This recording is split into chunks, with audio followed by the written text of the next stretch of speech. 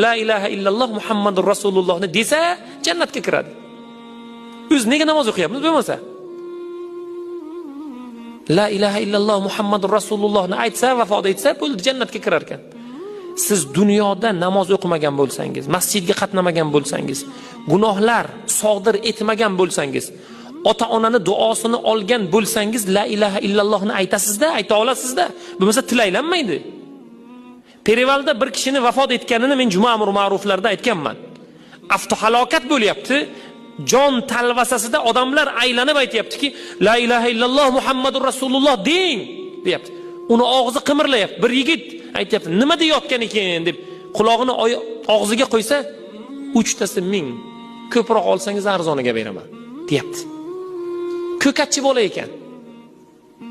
Siz bugun la ilaha illalloh Muhammadur Rasulullohni tagida nima yotadi?